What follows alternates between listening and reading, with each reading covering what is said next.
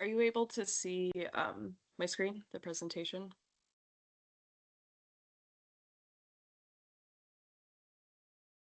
Yes, Catherine. Okay, and it looks right. You can't see Yep, my like presenter notes. Okay, good. yep, I Thank can you. see it. Yep. Great.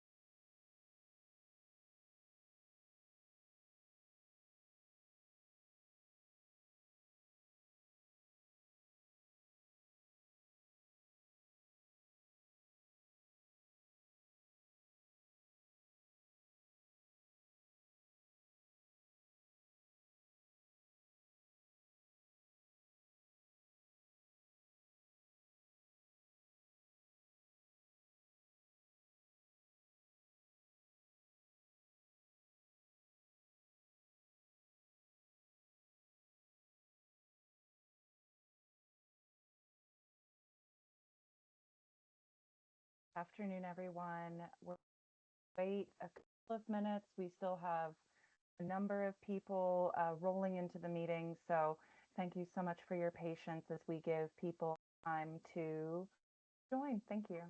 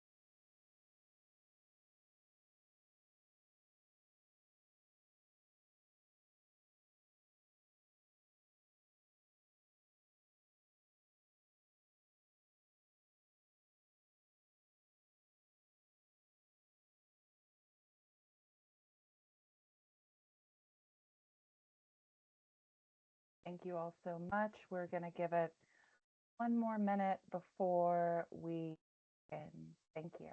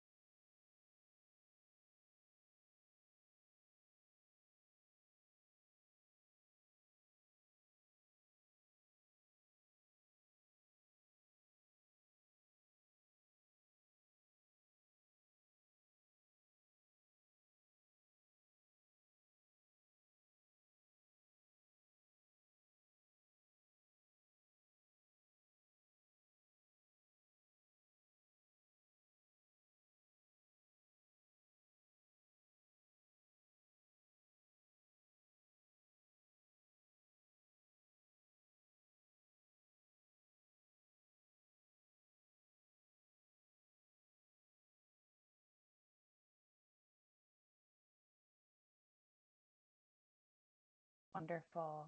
Well, it is 12:36. We can go on and get started. Very excited that everyone is here today for the 2026 Cook County Grants webinar, which will cover the Invest in Cook Transportation Grant Program, as well as the Community Development, Capital Improvement, Demolition, and Economic Development Grant Program, and the Community Development Block Grant Public Service Emergency Solution Grant Program. My name is Laura McFadden. I'm with the Cook County Department of Transportation and Highways. I'm the programming manager. I would like to also introduce Catherine Janinski, a transportation planner with the Cook County Department of Transportation, who will be presenting for Invest in Cook as she is managing the program. I want to hand it off to my colleagues in the Bureau of Economic Development's Department of Planning and Development for a round of introductions as well. So Cheryl, if you could please take it from there. Thank you. Yes, I can. Good afternoon, everyone. I'm Cheryl Cook, Deputy Director of Community Development and BED, Department of Planning and Development, and I want to welcome you to our annual workshop on Community Development Block Grants, or CDBG. How to apply, what fits, etc. And I have a Corac JAD team that will explain all of this to you. First, I wanted to start before the team introduces themselves, and I'm hoping that these two people will come online. Our great fellow, Philip, and our back office guru, Sonia.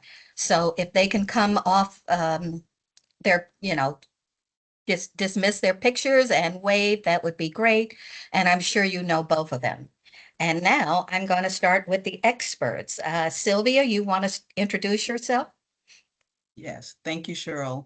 Good afternoon, everyone. My name is Sylvia Parham, and I am the manager for grants and contract management for our capital improvement programs. And I will be presenting on the capital improvement requirements for this year's 2026 capital improvement projects. I'm going to transfer it over to Pam White, and she'll introduce herself. She's the person that will be working on our public service projects. Pam. Good afternoon, everyone. I'm Pamela White. I am the planning supervisor here for the Department of Planning and Development. And today I'll be covering the aspects of public service planning for your CDBG applications, planning surveys, and from there I will pass it to my colleague, Erica Branch. Good afternoon, everyone. My name is Erica Branch. It was not mentioned, but I will mention right now, we will be going over the Emergency Solution Grants Program application for 2026. And I will give you a presentation detailing what is eligible and not eligible for this particular application for the 2026 program year. Laura? Thank you. So I would just like to take us into the Invest in Cook program. The Invest in Cook portion of the presentation, as well as the related question and answer period, will take 1 hour or less. So we're here today to give an overview of the Invest in Cook program, including eligibility and evaluation criteria. Beginning at 1:20, the Department of Planning and Development will begin their presentation on the application processes for the Community Development Block Grant, Capital Improvements, Demolition Economic Development Program, followed by the presentation on the Public Service and Emergency Solutions Grant Program. And so from there, you should be able to see on your screen a chat button that will allow you to ask questions at any time while we're presenting in the chat. At the end of our presentation, we will do the best to answer those questions before the Community Development Block Grant presentations begin at 1:20. These presentations will be recorded and posted to our respective websites for later viewing at your convenience. And there will be contact information shared should you have additional questions that don't get covered in this session. So without further ado, let's begin, and I will hand it over to Catherine. Thank you, Laura. So nice to meet everyone. I'm Catherine Janinski. I am a planner with the Department of Transportation of Highways, and I'm excited to talk about Invest in Cook today. So under the leadership of President Preckwinkle, the Department of Transportation Highways, or DOTH, transformed how we operate as an agency. In the past, the department focused our work on curb to curb, but DOTH's program now takes a multimodal approach to transportation. This is best illustrated by Connecting Cook County, the county's first long-range transportation plan in 75 years, published in 2016. 5 principles outlined by the LRTP create the framework for DOTH to use to plan for the future while implementing sound transportation policies and investments. So the 5 CCC principles are: 1, to prioritize transit and other transportation alternatives; 2, to support the region's role as North America's freight capital; 3, promote equal access to opportunities; 4, maintain and modernize what already exists; and 5, to increase investments in transportation. The Invest and Cook program is a direct outcome of the LRTP. The grant selection process strongly prioritizes projects that help implement the 5 priorities for the 21st century transportation identified by the plan. The Invest and Cook program was created to support ongoing implementation of the county's LRTP. All the funded projects meet at least one of the 5 priorities set in Connecting Cook County. Additionally, the program is multimodal. Now in its 10th year, this successful program has funded over 300 projects all over the county across multiple modes. Bike ped, transit, freight, and roadway projects have all received awards. Notably, the program is able to fund early-stage studies that position projects for other fund sources that only cover design or construction costs. As a result, many of the projects selected and funded are in the planning or preliminary engineering phases, creating a pipeline of projects that are positioned to be eligible for funding from other sources. In the same spirit, the program also funds pilot projects to show whether a concept works, and we'll give a couple examples of that later. That said, the program also funds construction, and many times Invest and Cook awards are used to cover the last piece of a construction project to get it over the finish line. We have funded around 32 projects per year typically, which makes an average award size of approximately $233,000. But I do want to stress that the award size can be smaller or larger than this. Last year, the smallest award was $50,000, and the largest was nearly $550,000. And the award rate is 46%, so it's pretty good odds.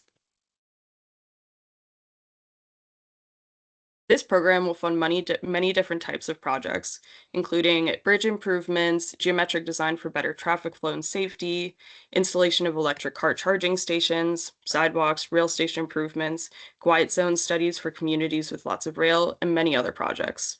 We encourage you to read the program description available on the Invest and Cook website for a more thorough list. We are willing to fund projects in any phase, from a planning study to construction. The program is also meant to fund local priorities, even if they aren't always on local jurisdiction. So, for example, the program has provided funds for municipalities to do studies of transportation improvements needed on county or other routes. In those cases, showing support from partnering agencies is important. So project eligibility is broad, but there are items that Invest and Cook doesn't fund. The program is meant for project implementation, so it does not support staff salaries. It also does not pay for capital equipment purchases. Additionally, the program is unlikely to fund projects that focus on aesthetics over function. While we recognize elements like lighting and streetscaping might come up during larger projects, those improvements should not be the focus of your application. Remember, projects must be in line with the principles of Connecting Cook County. A parking lot reconstruction in a commercial area that is accessible by transit is simply unlikely to receive an award. So, applicant eligibility. Who is eligible to apply for Invest and Cook? Local governments like villages, townships, and others are eligible. The transit agencies like RTA, CTA, PACE, and Metro are eligible. Natural resource or public land agencies like the forest preserves and park districts are also eligible. Private nonprofit or for-profit organizations can also apply. In that case, the project needs to be proposed in partnership with a public sponsor. An example of that might be a bicycling organization or Friends of group that applies to help study trail connections in a park district. One last thing to note, we're just looking for one application from each applicant. Also, we're always seeking first-time applicants with transportation project needs. So getting into the 2026 application this year. So the Invest and Cook application, it's a simple PDF fillable form, and it's available for download at cookcountyil.gov/investincook, along with the project schedule template. To apply, you should fill out the application and the project schedule. And just a note on the schedule, the program is meant to fund project phases that are ready to begin soon. So we're looking for awarded projects to begin within a year of award, and so that's about by the end of 2027. There's a checklist of other supporting documents in the application form itself. These include a signed cover letter from the CEO or executive director showing that the project is a key priority for the applicant. Please also provide a map of the project area that shows the project location. And please also provide recent photos of the project area, and cell phone photos are just fine for that. We also ask for you to attach your most recent financial reports to demonstrate your ability to accept the grant funding. And then finally, we ask for a cost estimate for the project, which is required if you're seeking construction funding, but it's a good option for other phases, and it's a good idea to have support to support your funding request. At your option, you can also provide background information from any other plans or studies that you have done. We just ask for you to be selective in what you include so that you really focus on the most pertinent information. And if you're supplying a match, we do ask for a resolution from the board or council committing to that funding. While the application is meant to be relatively simple, we would encourage you to start early and ask us any questions that you have as soon as you have them. And we'll show the contact email address later in the presentation. When you're ready to submit your application, make sure that all of your supporting documentation is ready and take care that the uploads meet the file size limits. Please refrain from attaching entire plans or large engineering documents. Only attach the pertinent pages of plans and documents supporting your application. The file size limits are listed in the submission form. So once your application form and all your supporting documents are uploaded, press submit. You will receive a confirmation email shortly after submitting your application. If you experience any problems, please reach out to us. The email is investincook.cc@cookcountyil.gov. Please don't send us the application or any of the documentation via email, though. Also, please upload the application as the fillable PDF, not a scanned application. So DOTH staff assistance is available for Invest in Cook applicants and awardees. If you or your organization need assistance with engineering cost estimates, data gathering, or other application elements, please reach out to DOTH before you submit your application. DOTH is able to support applicants after award as well. So we can provide project management and project implementation assistance for organization if need arises. Project management could include folding the Invest in Cook project into the DOTH annual program. Project implementation might mean supporting an awardee and preparing a grant application for future phase funding opportunities. This assistance is contingent on availability, but we make every effort to support Invest in Cook projects and awardees. Okay, and then now I'm going to talk a little bit about the application project evaluation. So we look at a variety of different measures based on the type of project submitted. The data that we use to perform the quantitative evaluation comes from publicly available data sets. We've sourced data from CMAP, IDOT, and other sources. Metrics were selected to correspond directly with the priorities in Connecting Cook County, and they are also consistent with FHWA and state recommendations. After projects are mapped and sorted by mode, they will be buffered, and the buffer size is dependent on the project type. The goal is that is to better understand the characteristics of the area that the project is impacting. So the quantitative assessment will be made both based on the buffer area, helping DOTH gauge a project's local impacts. We do have some questions in the application that are meant to help us understand its benefits. If you have any questions about how to answer them, please reach out to us. So there's also a qualitative evaluation process. Each application receives an interview with 2 of our department staff evaluators who do an in-depth review of your application.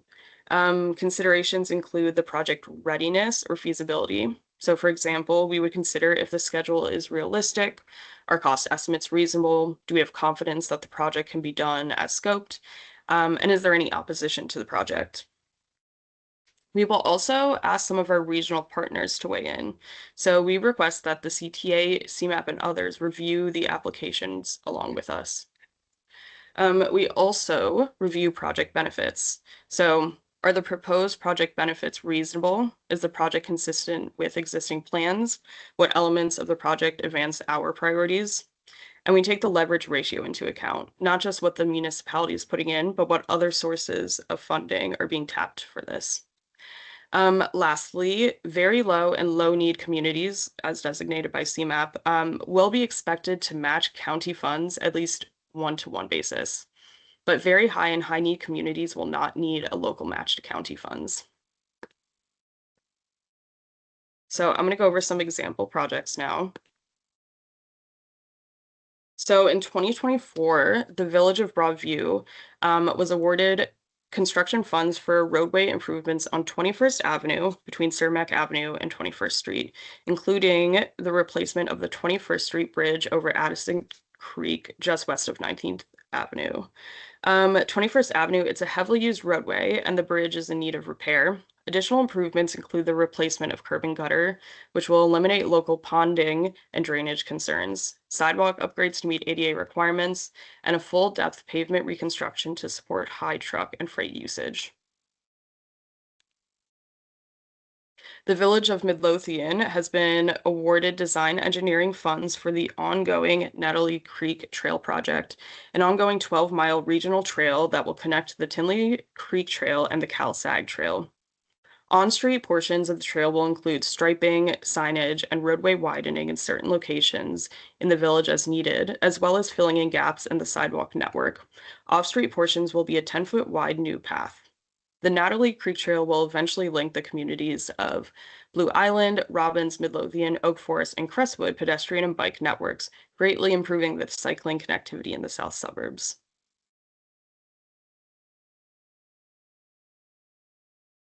The Village of Park Forest has been awarded funds to support planned reconstruction of the Forest Boulevard, Norwood Boulevard area, along with installation of new pedestrian and cycling infrastructure to make the facility a complete street. The project will provide a bikeway facility connection / extension point for a future bikeway project currently in phase 2, also supported by Invest in Cook funding. The Village of Evergreen has been awarded construction funds to implement ADA-compliant sidewalk improvements in various locations throughout the village. Locally funded resurfacing will happen at the same time as sidewalk reconstruction. So here is the schedule for the 2026 Invest in Cook program. So it was launched on January 14th. The applications are due March 20th at 5 p.m. Central Time, no exceptions. Evaluations will start right away and they will be completed in May. We will program the projects and have them approved by the Cook County Board at the July meeting. And then draft IGAs and award letters will be sent out shortly thereafter. All right, now we have some time for questions. Laura, if you're able to read any that are in the chat. Yes, I will read one and then I'll take first swing at potentially answering this one. So we have a question that's a project where the village would like to start a phase 1 engineering study to remove and upsize a box culvert, a bridge in good condition, over an IDOT route for an IDOT route over a stream with documented local flooding issues due to the existing culvert being too small. With the existing focus being stormwater, but transportation elements involved, would this type of project be looked at favorably under Invest in Cook? So David, I want to say you hit the nail on the head. Obviously, you know, because the program is fully funded through the county's allotment of state motor fuel tax, we are restricted to motor fuel tax eligible improvements as Catherine described. So with this project, the remediation, which is to say that the new box culvert would we would have to be able to tie the flooding to the roadway work, which I think a case could be made based on how it's described here. Please feel free to send Catherine and the Invest and Cook an email with more details so that way we can circulate it amongst our drainage team to see if um, the proportion of drainage work to roadway work would keep it within the motor fuel tax eligible realm. But obviously, box culvert improvements are motor fuel tax eligible, so I don't think there would be an issue, but we're happy to provide more information. And then, Catherine, the next question is the funding upfront or only reimbursable? So the funding, you will get an upfront portion to help begin your work, and then there are quarterly milestones that once they're reached, you will be reimbursed, and you will be fully reimbursed at the end of the project once your project is completed. Thanks, Catherine. There's another question in the chat where a community has a project developing a plan for the Lansing Airport to prepare the airport to become a host for drone delivery companies. The planning request would the planning request be able to leverage Invest and Cook to improve freight delivery? Unfortunately, because we are restricted to eligible uses of motor fuel tax, and the count and as defined as eligible uses for counties, counties, municipalities, road districts, they all have different eligibility criteria on where they can use their motor fuel tax. Aviation is not one of the elements for county use of motor fuel tax. So unfortunately, a site plan or a planning / feasibility study wouldn't be feasible for Invest and Cook to fund focus on the airport. If there are ancillary transportation improvements that would be associated with the proposed project, those could be, but obviously the transportation, infrastructure needs would likely be defined by such a plan. So that is that.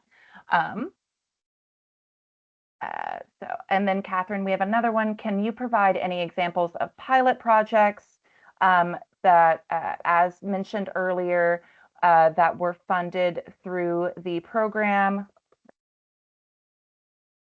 Yeah, let's see. We have funded a couple of pilot projects. There's one in the 2025 program, the PACE pilot program. Laura, do you want to talk about that one a little bit? Yeah, lovely. So in the 2025 program, we are funding we're funding the PACE suburban bus access to transit lane pilot, and so that's like the construction work needed to implement already identified improvements along Cermak Road that would facilitate more efficient movement of buses alongside the automobile. Additionally, in earlier years of the program, we funded both a study and then the subsequent pilot for a late night first mile, last mile access pilot in the village of Bedford Park. So the study was sort of working to identify if there would be a demand for some sort of subsidized late night, be it ride share, bike share, program that would facilitate access to village industrial sites during hours where transit is not running as frequently in our suburban communities. And so we funded both the study and then the subsequent pilot for the village of Bedford Park for that one. And I'm going to look through and see if we have any more pilots. We're also we've also supported the construction work needed for the city of Evanston's. I guess it's like more an actual ongoing initiative than it is a pilot at this point, but their initiative to expand rideshare and multimodal micro mobility opportunities within the city. That is, of course, predicated on the fact that the city owns their bike share infrastructure, and so therefore, as they're expanding it and figuring out where those infrastructure items should go, they can use our funds for construction. And if you would like more information, Emily, please reach out to Catherine in the Invest in Cook email. And so, Catherine, there's another question where it's, could you share some, could you shed some light on how the proposals are evaluated and scored? We'd like to better understand the scoring criteria that would give insight into priorities. Yeah, definitely. So we have a sort of two-part scoring where we have the quantitative and the qualitative aspects where we examine the project. So the quantitative, it's really going into how the project is related to and connects to the Connecting Cook County, the 5 priorities. And so it's using those 5 priorities and also looking at the impacts on the community. So it's different aspects depending on the mode and the phase. But looking at, maybe how many people would benefit from this project, how much the improvement can be, like ways we can quantify the improvement, if it has to do with sidewalks, how many miles of sidewalks are being improved and how many people live within the buffer zone that we decided of that sidewalk project. And then the qualitative evaluation, it's really trying to understand the project readiness and the support for the project in the community, how it's needed, and in the ways that people are wanting this project to happen. Additionally, we'd like to add that obviously, it's a transportation infrastructure specific grant program, but we do consider all modes, which is to say, we'll accept applications for, as Catherine stated earlier, bike, transit, pedestrian, freight, roadway projects. And then within the application pool, where we make a strong effort to compare apples to apples. So a roadway project is assessed against other roadway projects. A bike project is assessed against other bike projects. We try to be very specific about that to ensure that we're allowing every project their best chance to shine. And so, don't limit yourself based on a perception of what you think Invest in Cook is most likely to fund. Truly feel free to submit whatever the local priority infrastructure improvement is, because it will be judged against its peer infrastructure projects, as opposed to, a regional bike trail being compared to sidewalk gap filling. Both are very worthy projects, And so then, Catherine, there's another question. Are projects eligible if work is to begin before July 2026?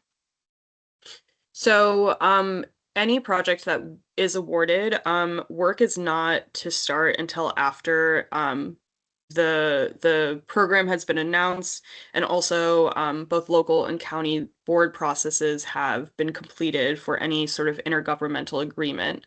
And we do not fund any project phase that has already begun work. So I guess the answer is no for July 2026. You cannot start the phase of work that has been awarded until you have been given the notice from us. And the notice to proceed, as Catherine said, is issued once the IGA is executed.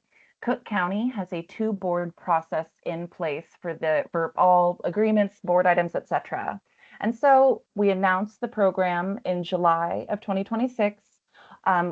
Ideally, at that time, the awardees will receive a draft of their IGA for local review.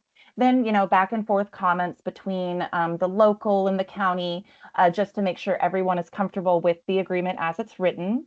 Then the agreement has to go through the local board, be it whatever governance structure your agency, municipality, etc., park district adhere to.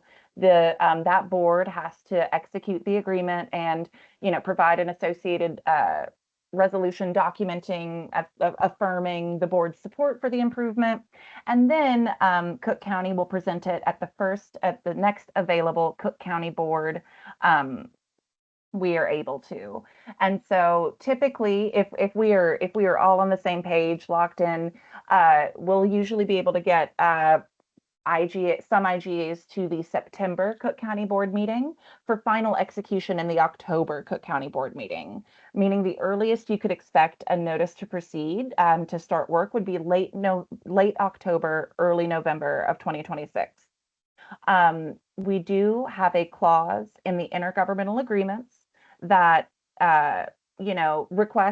states that work should ideally begin within 1 year of award, and we consider that to be 1 year from when the IGA is executed. So, if obviously the awards are announced in July, but that 1 year clock does not start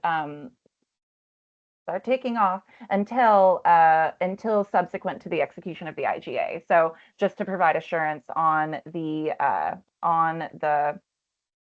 eligibility of when the funding can be used. We are very strict about that. So, we do ask that you consider the timing for when you can anticipate a notice to proceed when you are submitting an application, because we want to make sure that you're not going through the effort for something that ultimately might not fall into the eligibility range. If you have any questions about timing and eligibility, again, I'm just going to keep hammering it. Please feel free to reach out to the Invest in Cook email address that you see on the screen, and we will be able to provide you additional context and connect to go through items.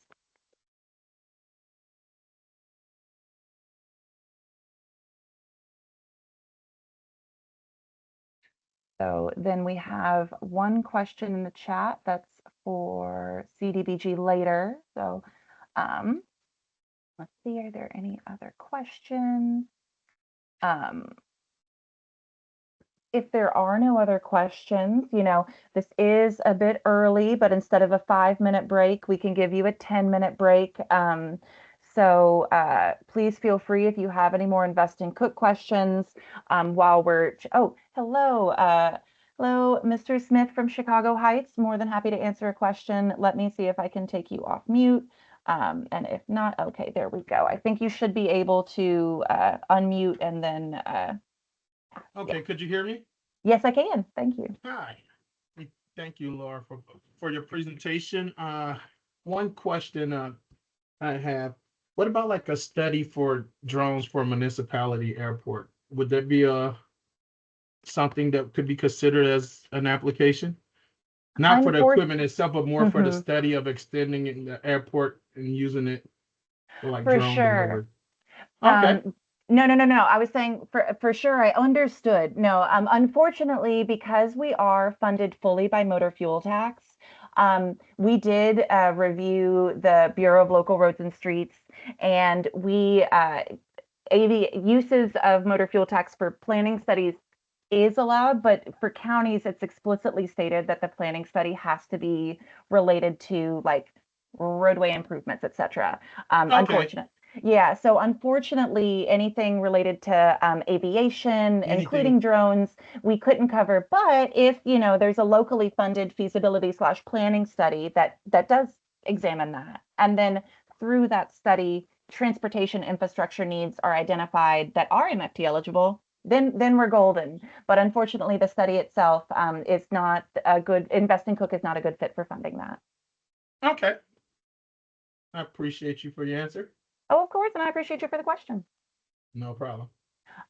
Question, we have another question, Catherine. Can we use this grant for new sidewalks? Yes, definitely. New sidewalks, that would definitely be considered, right in line with the priorities of our LRTP and something that we've funded many times in the past. Perfect. And another question, are there any funding limits? And are there any special provisions for labor if the project exceeds certain limits? Catherine, I can take the second half if you want to take the first. Do you mean limits on the total like amount cap, requested? I think maybe cap or floor, yeah. Well, the total program is 8.5 million, and of course we try to spread that across, as many projects as we can and throughout the county. So, in real theory, it's 8.5 million, but of course, that's on average, we fund about 32 projects. So there is no official limit, but, you can maybe keep that in mind. Laura, would you say there's something, there is Ye- an actual? Yes, so I would say that, we encourage you to submit, don't limit yourself in advance, but be cognizant, as Catherine said, that the program is $8.5 million. It's, we can be, if let's say you have sort of federal funds that you want Invest in Cook to be a part of the local match, the 20% local match, depending on the size of that, federally funded project, Invest in Cook wouldn't be able to be the full local match, but we could be a portion of it. And as Catherine said earlier, last year's highest award was just over 500,000. The smallest award was just under 50,000. And so, dream big, but just be cognizant of the size of the program. We know that transportation infrastructure is expensive, and to just reiterate what Catherine said, we like to make sure we can fund as many improvements as possible because we just view this as a valuable funding source that can fill many gaps. Catherine, there's another question. Would a data collection effort that would help improve customer information for transit riders, particularly riders with disabilities, be eligible for the program?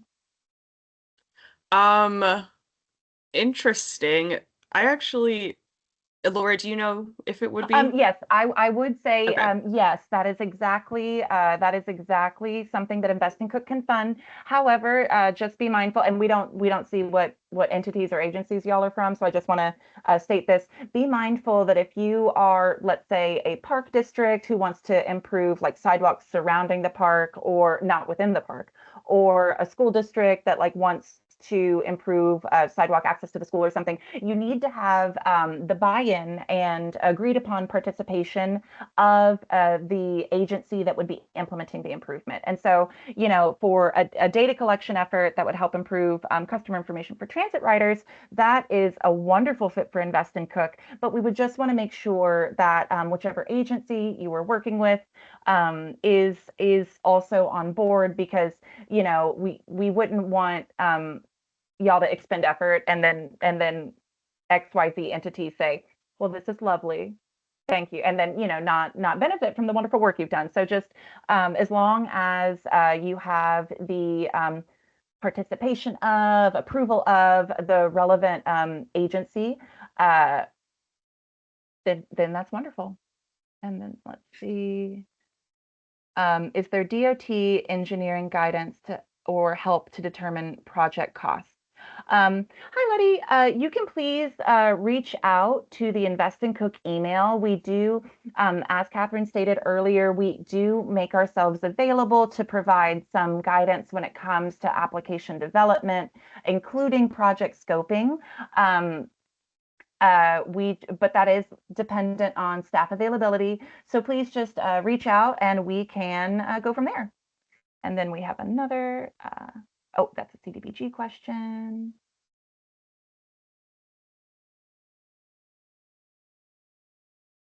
And CDBG mark questions with some sort of emoji that feels logical to CDBG to signify those questions that were CDBG tied but not yet answered by us. And so we will keep, so Catherine and I will keep an eye on the chat. But, if there are no other questions for Invest in Cook, we are nearly at time. And so we can adjourn, and then the CDBG presentation will begin at 1:20. Thank you all so much. We appreciate you.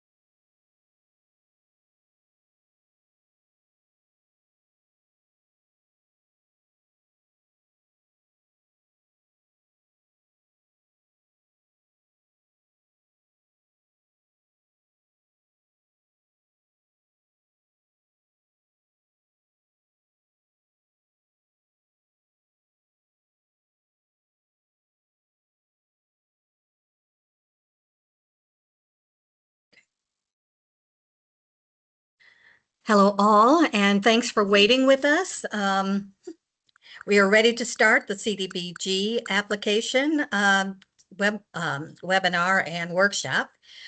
As you know, government applications are the most complicated I've ever seen, and I've been in the foundation community for 20 years. So please pay attention to what they're talking about. If you have any questions, please put them in the chat. We will answer them after the presentations. All right, Sylvia, you're on. Good afternoon, everyone. Can everyone see my screen? Yes, Yes. no? Okay, Yeah. thank you, thank you. Good afternoon, everyone. My name is Sylvia Parham, and I am the manager for grants and contract management with the Bureau of Economic Development. On behalf of Cook County Board President Tony Pretwinkle and the Board of Commissioners, Sochi Flores, the Bureau Chief for the Bureau of Economic Development, Susan Campbell, Director for Department of Planning and Development, and Cheryl Cook, who you just spoke with, is the Department of our Deputy Director for Community Development under DPD. I will be presenting on the 2026 capital improvement applications this afternoon, and I will start with an overview of the program.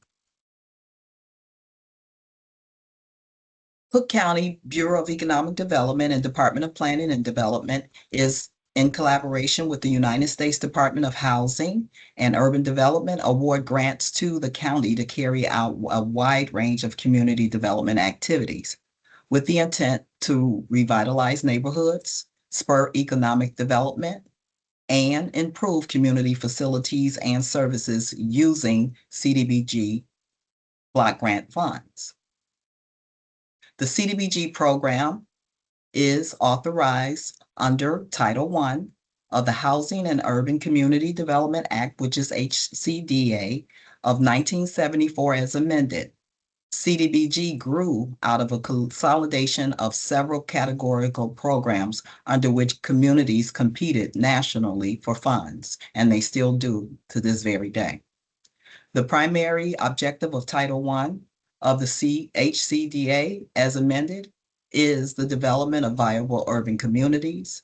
And these viable communities are achieved by providing decent housing, a suitable living environment, and moderate and expand economic opportunities. And that's principally for persons with low to moderate income. And at least 70% of the CDBG funds must be utilized to support those activities. The benefit for the low and moderate persons will be geared based on that 70%. So to achieve these goals, the CDBG regulations set forth eligible activities and national objectives that each activity, and I'll be using activity interchangeably with projects because we speak the language of projects in most of our programs. They must meet these national objectives.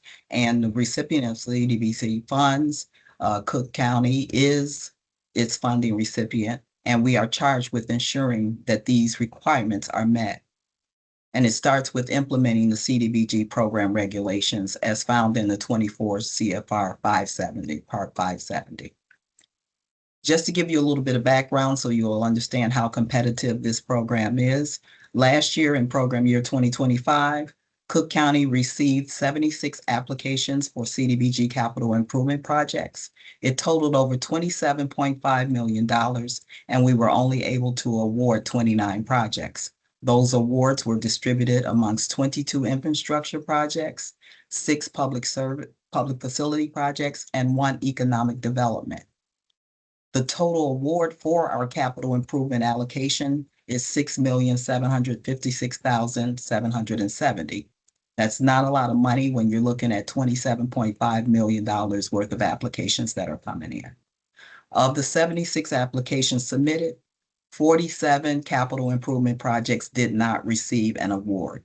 That's $20.7 million that did not receive funding.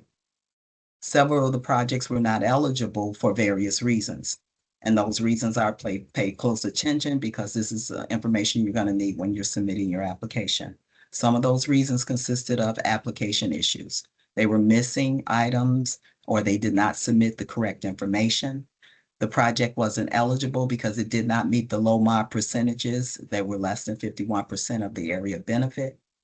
Funding was over the cap So if there's a cap, make sure you're under the cap. So those are just a few of the items that you want to pay close attention to when you're submitting your application. Cook County's 2025 CDBG allocation total for program year 2025 was $10,516,157. That is not a lot of money when you're looking at $6.7 million. That's only that we only have to award, and you're looking at over $27 million worth of applications coming in. We're hoping that the 2026 allocation is not available now, but we hope that it is at least the 10.5 million. Again, this information is being shared with you only to make you aware of how competitive this application process is. And I'll go into details in terms of what is required. So pay close attention as we move forward.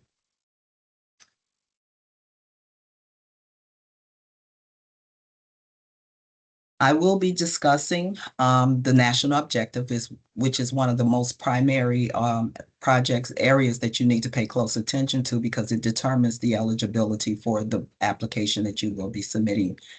We will review the program and the threshold requirements, capital improvement and project priorities, eligible activities and project types. We'll go through which projects or activities are prohibited. I'll give you a little information about the economic development and demolition project applications, and then we'll go through an application review, the program funding cycle and timelines, and I'll probably pull up an application so you can kind of go through and we'll highlight some of those areas that will address whether or not you should move forward with the application. And finally, we'll talk about the things to remember during your application submittal and do just a few highlights.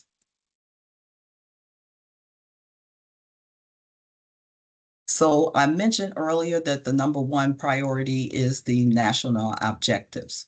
So under the national objectives, we are asking that you look at the projects and go through the three objectives that are noted here on the slide. Those three objectives starts with the benefit of low and moderate income persons.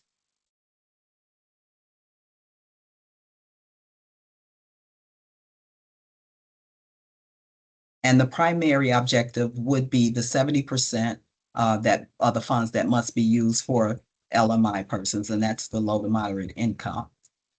The second item that's listed here is the area benefits, which are the four main objectives categories: limited clientele, which is a presumed benefit; housing, which currently we do not fund because we don't have a program set for the housing, but it is an eligible activity; and then job creation and retention, which we would get into more as it relates to economic development. The secondary objective is to aid in the prevention or elimination of slum and blight.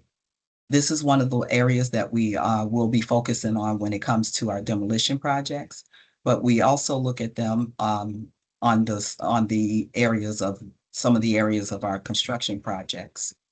We're looking at the spot basis, which must eliminate specific conditions of blight and decay, and then urban renewal. The urban renewal area is an area that we have not worked on, but this is also, just like the housing, one of our eligible projects. And then finally, the third objective, which is to meet a need having a particular urgency.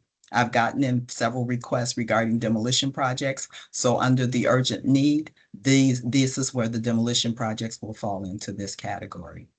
The activity must pose a serious or immediate threat to a health and welfare of the community.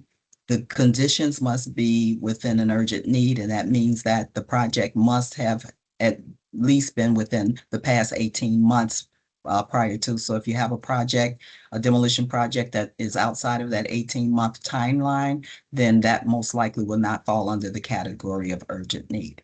And then last but not least is the grantee is unable to finance the activity and other funding sources are not available. So more details regarding the national objectives is also going to be found in the application itself on page 4.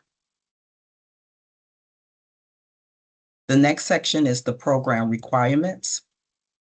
And I'll start off by going through some of the program qualifications as it starts with the eligible area. Currently, Cook County has 134 municipalities that could qualify for CDBG projects.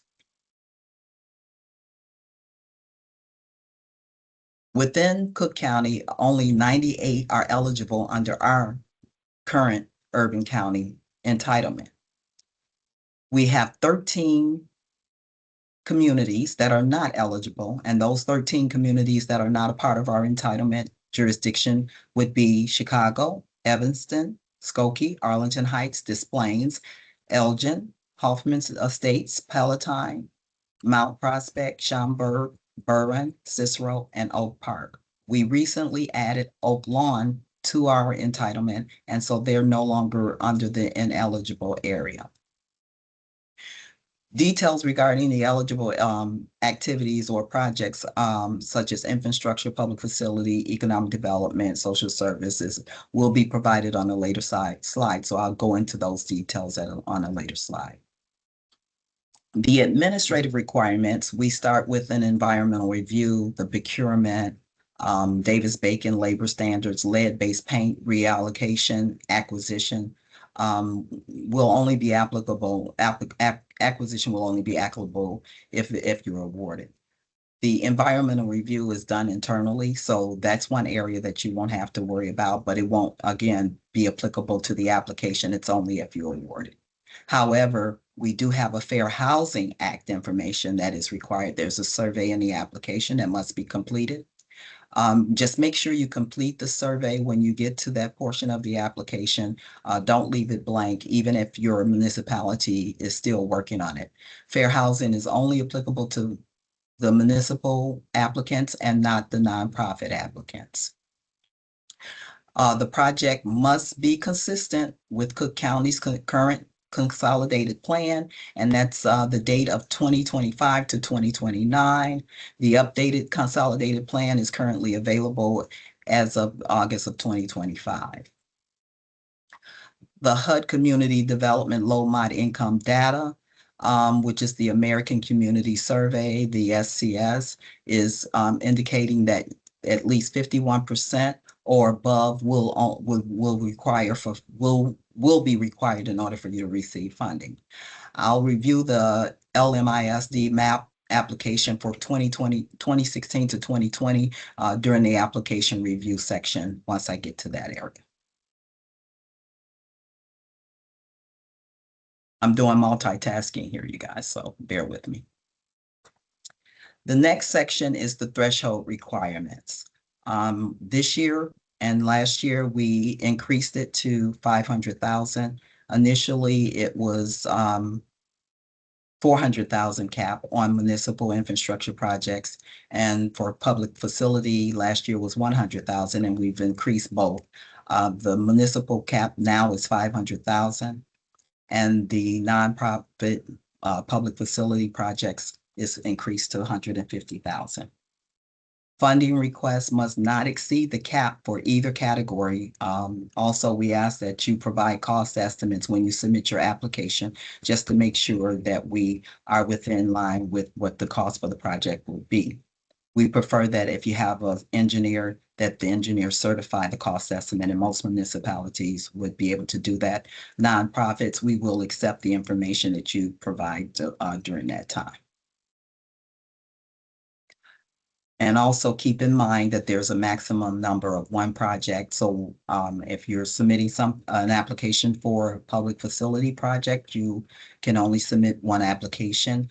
And I know, so Pam will probably talk more about the social service, because I know nonprofits will apply for both the social service or the public service, or either the public facility. But this year, like last year, you can only apply for one. So you'll have to pick which one, whether it be the public service or the capital improvement public facility project. The next section that I'm going to speak on would be the capital improvement project priorities. We have multiple priorities, and we've worked with multiple jurisdictions to determine which priorities would be within a region or within a municipality. This year, it's pretty much still on the same timeline, on the same timeline. We're looking at infrastructure, public facility, and economic development and demolition. We are looking at prioritizing those projects and spreading them out between a multi-jurisdictional funding request and at looking to collaborate with other communities opposed to just doing your projects in isolation. We've had success with doing that in previous years, and we're hoping to continue with that this year.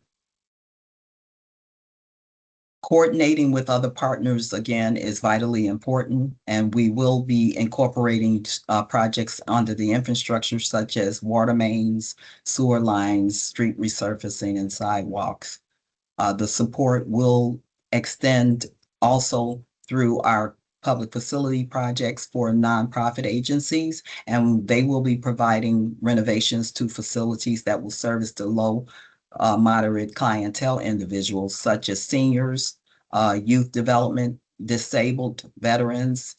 We just found out we can work with veterans this time, and then victims of domestic violence, etc.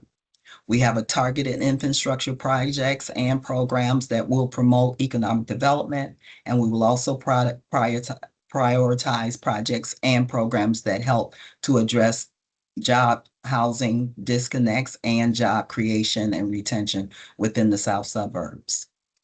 Last but not least, we're looking at coordinating closely with the infrastructure resources such as our Investing Cook who presented earlier. We also have Build Up Cook, and as we always worked with in the past, the MWRD, Metropolitan Water Reclamation District. So the next section, I will be speaking on the eligible activities. And the eligible activities, again, would be the infrastructure, public facilities, economic development, and demolition. Our infrastructure projects most likely will consist of improvements that are limited to construction, and installation of streets, curbs, water mains, storm drains, sanitary sewer lines, alleys.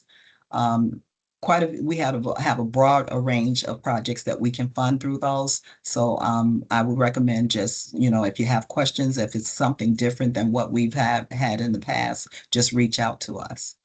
The public facility, which is a nonprofit improvements, are included but not limited to is our recreational facilities, parks, playgrounds, and facilities for persons with special needs, such as energy efficiency improvements or disabled accessibility improvements, such as completing a parking lot repair or making sure that they have the doors that they need in the facility to be ADA compliant. So with regards to our economic development projects, we have a separate section in the application that will cover the ED. We have special economic development, which is the SED. Some eligible activities would include acquiring, constructing, reconstructing, rehabilitating, or installing commercial or industrial buildings, structures, and other eligible real property improvements. The capital-oriented special economic development projects restricted to projects undertaken and controlled by public and nonprofit entities also provide economic development services. Under this category, on an aggregate basis, projects must either create or retain at least one full-time equivalent permanent job totaling 35,000 of CDBG funds. So if you have 3 equivalents, part-time permanent equivalents, they would have to be 30,000. So it'll give you, your maximum number of that. As for the micro enterprise, we have a workforce development section for that is designed to foster the development, support, and expansion of micro enterprise businesses, which are commercial enterprise with 5 or fewer employees, one of whom owns the enterprise. The eligible activity includes financial support for establishing the microenterprise, technical assistance, and business services to owners and microenterprises and persons developing microenterprises, and generally supports to owners or microenterprises and persons developing microenterprises. So some examples of those would be child care or transportation or counseling. This category most likely falls under the social services or public services category. I'm just reading them just because some of them sometimes overlap with our economic development programs. As mentioned, we also have our demolition projects, and the demolition projects that are undertaken, we look at activities that are limited to demolishing vacant residential structures. We've had some requests for like a main hospital or things like that would not be eligible. We're looking at mainly residential structures, but we can review your application if you're looking to do other constructions that's going to probably be a benefit to the residents. We also will be looking at necessary removal of debris. So if there's a structure that's residential structure that's down completely, but there's still a lot of debris that was left behind, we can consider looking at that. The previous costs must equal or exceed $20,000 per parcel. So each unit that you are looking to demolish, it must exceed, be at least 20,000 or more. Municipalities applying for demolition funds must obtain ownership rights, either by a court order or owner's consent. So here are just a few of our eligible project types that we've completed in the past. We've had street reconstructions, alley resurfacing, water mains, bicycle and pedestrian improvements, transit accessibility. And on our public facilities, we've done recreational facilities, we've completed parks, ADA compliant playgrounds, energy efficient improvements, disabled accessibility improvements. And then for ED, again, I mentioned the special economic development and social services and microenterprises. We currently have been working with certain agencies to make sure that they retain jobs or create jobs in many of the municipalities within the South suburbs. And then last but not least, we have our demolition projects. So we will be moving forward with those.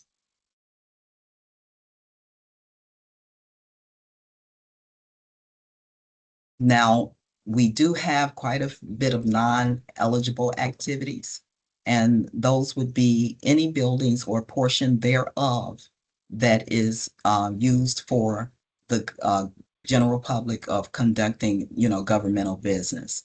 So any agency that is or municipality that's looking to get funded to do work within their actual administrative building, that would not be a qualifier.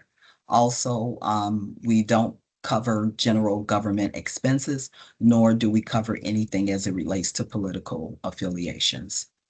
Also, we have purchasing of equipment. That category, it varies.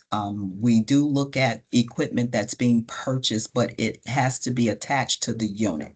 So if there's a heavy duty or construction project that you have and they're going to purchase equipment in order to complete the project, we can take a look at it and make a determination as to whether or not that would be eligible. New housing construction, that section is depending on whether or not the structure is within a footprint of a facility that was already existing. And then we have operating and maintenance expenses or income payments. So those are all areas that are not eligible, with the exception of, reevaluating the purchase of equipment, and that varies. So those are questions that if you may have on those, we can elaborate and go further on those. So as for the application evaluation, we have several evaluations that we will be looking at with your application. We have a total of 100 points that must be scored in order for you to have a successful application. And we also have points that we are taking away from. I'll go through this section, and the highest section is our project need and justification. And we scored 35 points for that because we want to make sure that the project is of high need when we look at the application and review it in its detail. In addition, we look at capacity and skills to execute the project. In most cases, we go based on previously funded applicants based on their performance. If they've been able to carry out the project successfully without any issues, we will review that strongly on performance this year. That's why we increased it to 35.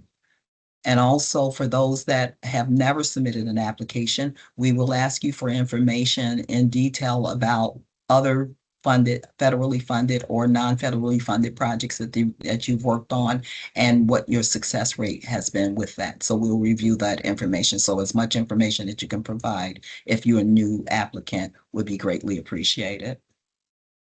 Then we also look at clarity and reasonableness of the proposed cost. That's the cost estimates that we ask you to provide.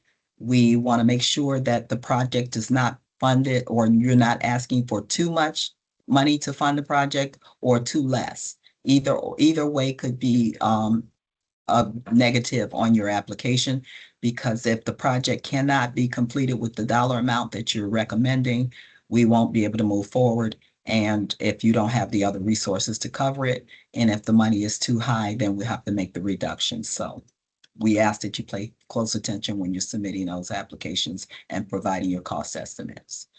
Leverage of funding, it's not required that you submit additional leverage, but it is helpful for your application because in those cases where your project is not, you're asking for 200,000, but you actually need 500,000.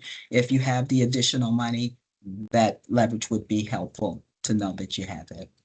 Broader context of the project goes back to being able to leverage other resources or having different areas that you've worked with or connected with, such as CMAP. We have a Go-To 2050 plan. All of this information is available in the guide. So those are areas that you can kind of look at and determine what your broader context projects would be connected to. And then the areas where you're going to get a negative score point is the ready to proceed. If your project is not going to take place until 2 years from now, we recommend that you hold off on submitting an application this year and submit your application when you're ready to start the project. I talked a little bit about the fair housing. The racial equity is no longer applicable. I didn't take that out the slide. Sorry about that.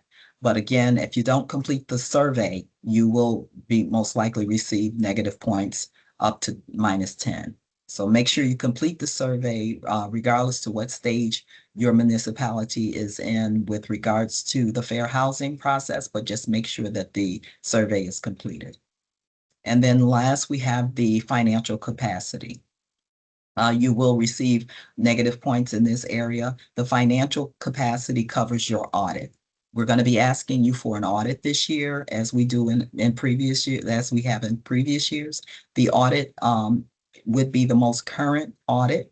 That audit would be program year or fiscal year 2023. So if you have an audit, even if you have it sooner, that's good, but we will not accept anything past 2022. I think I've received some calls with regards to if you don't have a 2023 audit, just give us a call and we'll discuss what the next steps are for your application, but don't wait until the last minute. So once you've completed your application and we go into our review process, we will basically look at all of the applications. Each application that comes in, we'll do an internal review, which will be conducted immediately after the deadline, which is March 20th. Our capital team are equipped to go out to each site. They will conduct a site visit on your project. The infrastructure projects does not have to be scheduled. However, we will schedule a public service site visit if this is a new project. If it's an older project or we funded you in the past, we may not come out, but we will try to touch bases with each applicant that submitted an application. With the site visits for the infrastructure projects, we ask that you provide your maps and your photos. That would be extremely helpful it'll help us expedite the site inspection. Once the applications are reviewed, we will be submitting our recommendations to our senior management for approval. We hope to have those submitted by May, the first week in May. And then our awards will be announced most likely in August of 2026. And the agreements will be issued hopefully in January of 2027. And that's if your project is considered and awarded. So as for the funding cycle, again, I kind of went over that a little bit. We started our applications and we are in program year 2026, and that starts October 1st, 2025 through September 30th, 2026. The applications are available now online, and our webinar is being conducted today. All applications are due on March 20th, 2026 at 5:00 p.m. The application review period is March through May. And then we will be submitting the applications again to senior management for their approval of the recommendations. And EDAC will also provide an approval for all capital projects. We look to have those approvals from EDAC in June. And the Cook County Board will review in July of 2026. And again, those applications will be submitted. We will be submitting the awards, announcing the awards in August, and then we will also announce the denial. So letters will go out for both. So I'm just going to take a moment and go through the application and just point out, I'm not going to go through the whole application, but I'll just point out some sections that are vitally important that you need to pay attention to when you're completing your application. Okay, so on page 1, this is the checklist. So I just want to make sure that everyone is aware that you complete the checklist in its entirety. This is for the public agencies, and then this is for the nonprofit agencies. We have municipalities, and some of you that are very familiar with our program may notice that townships are left off on this application. However, they still can apply. All townships are able to apply for applications this year. You have to make sure your resolution is in, your estimated match certifications must be in, maintenance of efforts. So everything that's listed here, make sure you submit it. If you're, again, doing a municipality, these are the items that are required. Nonprofit, these are the items that are required. If you do not submit them, not only will you not lose 15 points, but you may not be considered for funding at all. Your application may be denied, depending on what it is. So I'm going to just skip through to page 3, because these are some of the pages that we just want to make sure that have all the information and everything is completed. On this page is pretty much self-explanatory, but I want you to pay close attention to the section where it says Cook County's current consolidated plan. If the project is not consistent and you check no, this section will disqualify you for moving forward. So we're telling you that you must make sure that your project is in line with Cook County's current consolidated plan, and that's the 2025 through 2029. On page 4, national objectives. Without completing this section, you make sure you check the section that's applicable to your project. If this section is not completed, your project will not be eligible and we will not be able to move forward. Again, it'll tell you yes or no. You must click one of the sections above and then state whether or not it's eligible. Moving to page 5. The unique entity identifier number is vitally important. Make sure that you have it. There's a SAMS.gov website that you can go on to make sure if you're not registered, make sure that you have your registration in and that number in before you can finalize your application. Again, we're also asking that you provide your FEIN number.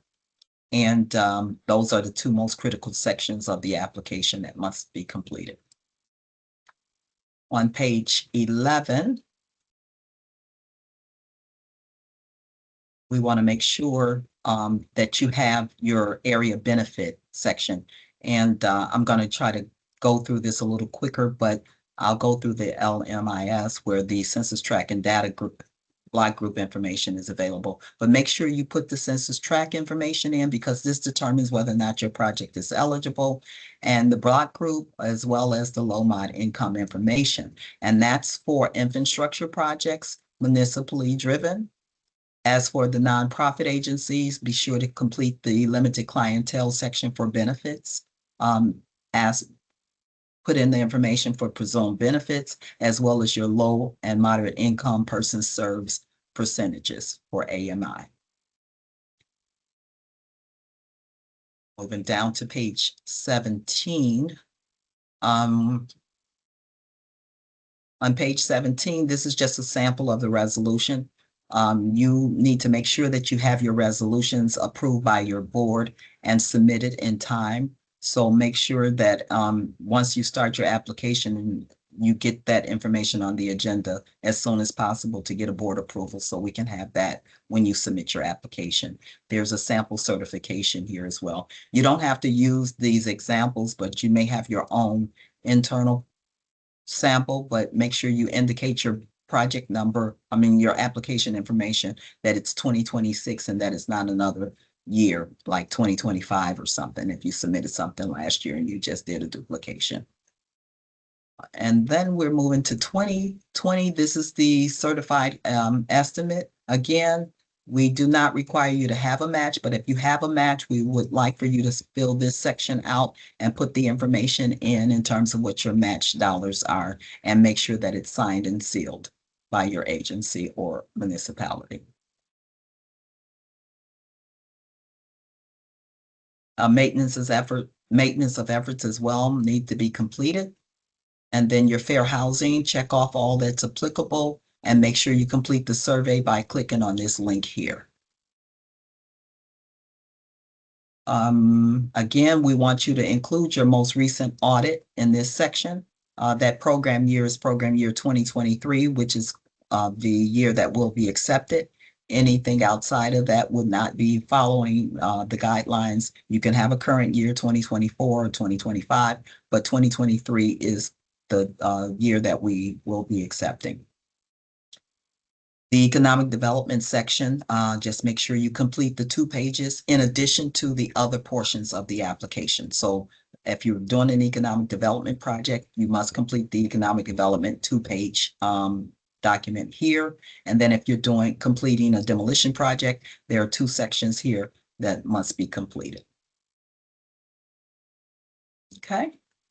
So that pretty much is all of the information.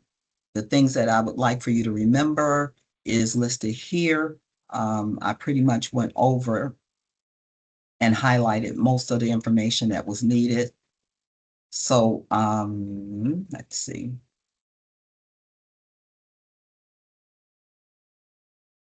You must submit again all of your application information.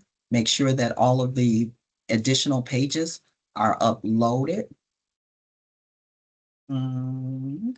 And let's see, municipalities again can apply for 1.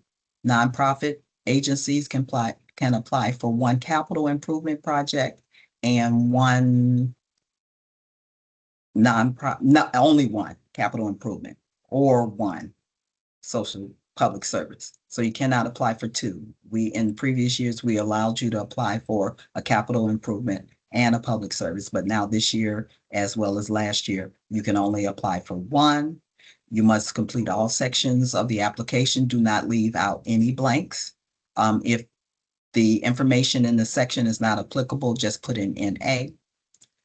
Most importantly, do not wait until the last week to submit your application because there could be some issues with the technology. We don't want you to lose out because you weren't able to get it uploaded. There's nothing we can do if you don't have your application uploaded.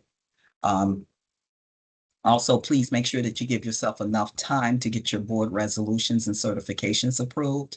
I know in the past people would call, but I think this year you need to make sure that you have it well in time for the submitting your application. And I think that's pretty much it. We can move towards taking questions at this time.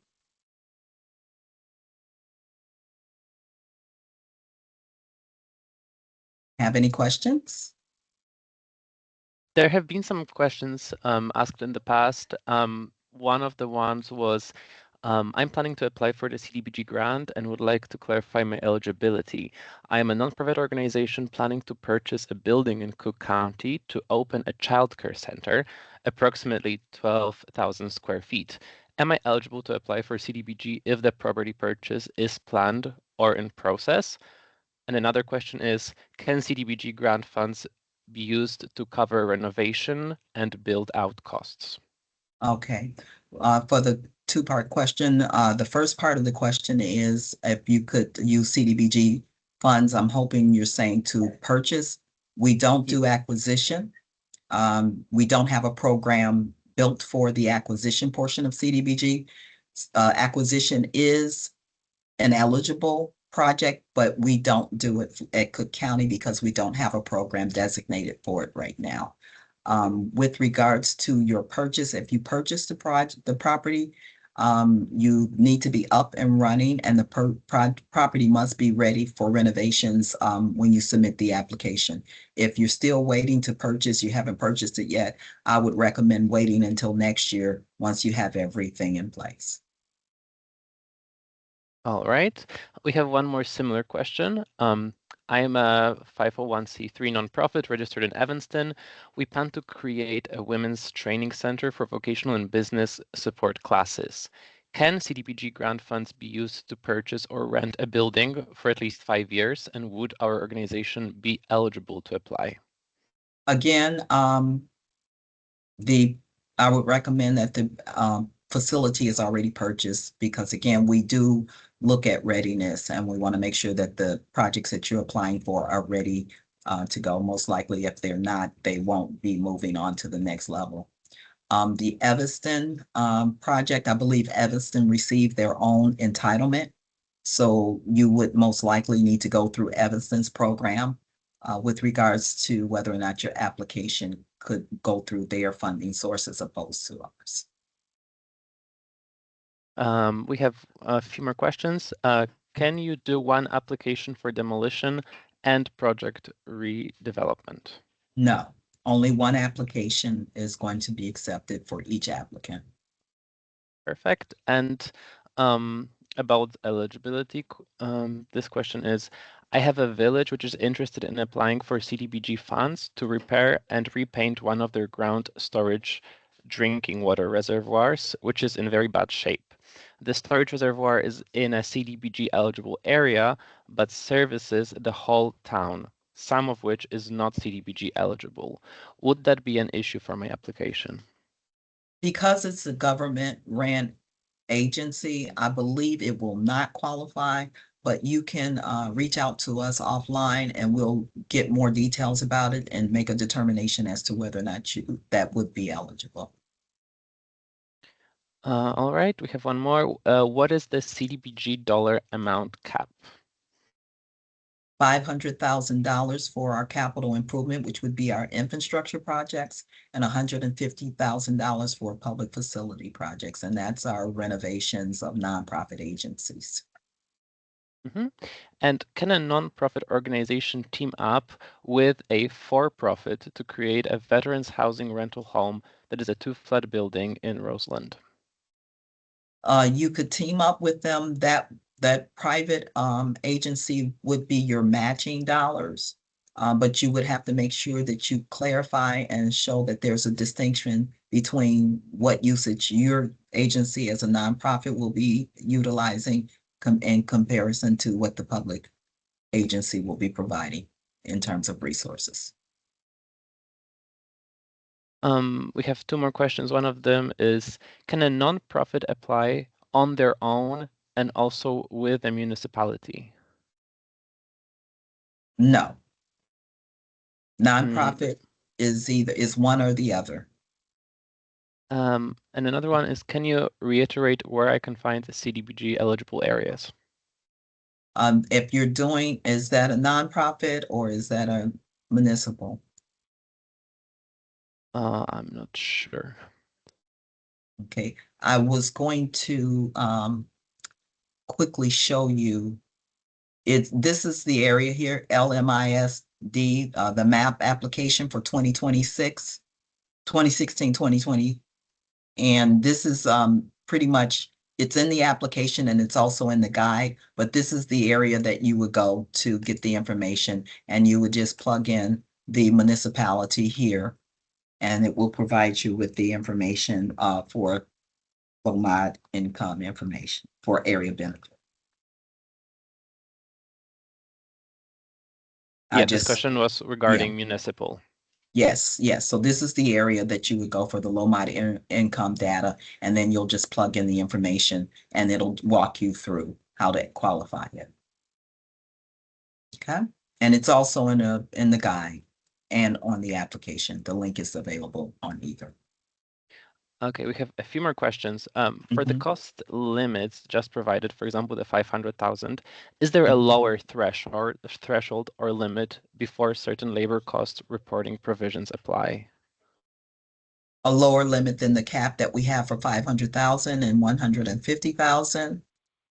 Can you clarify that?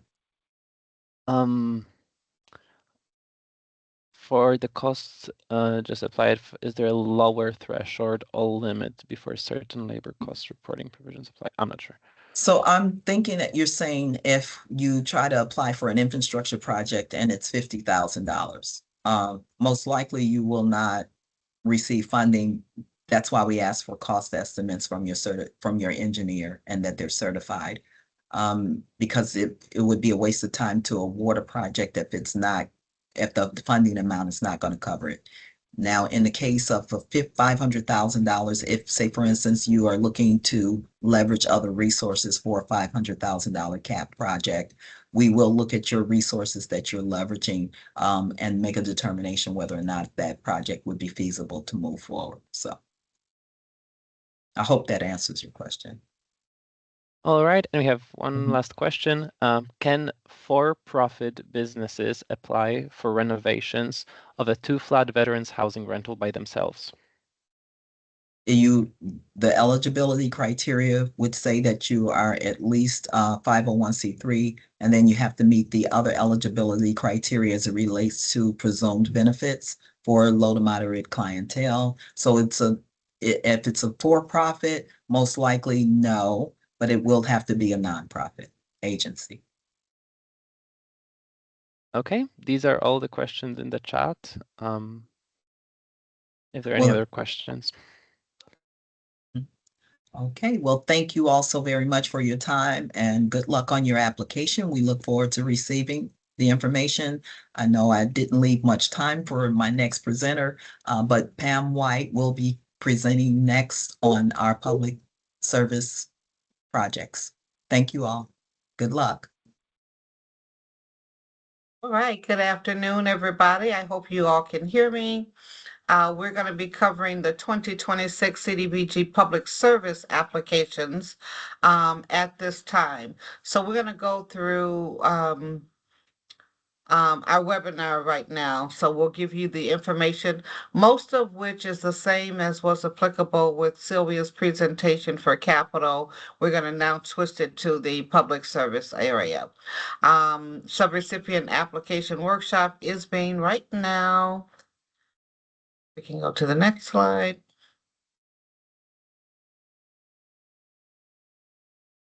Yeah, let's see. I have my slides up here. So the applications must be submitted only via the online application form. No paper copies, no emailed applications will be accepted. Nonprofits may apply for one CDBG capital improvement and public facilities, or one CDBG public service and or planning. So we did have a time when we could let you apply for one of each. Doesn't work so well. Our funds are limited. So we have more applicants now. We're trying to stretch our funds and do as much as we can to help everybody who is eligible. All 2026 CDGB proposed projects must be consistent with the Uplift Cook County's current consolidated plan. There is a link here that has the current consolidated plan in it, and I believe it goes through 2050. And it also has to be consistent with the Cook County Policy Roadmap. And there is also a link for that as well. Next slide. October 1, 2026 through September 30th, 2027 is a program year.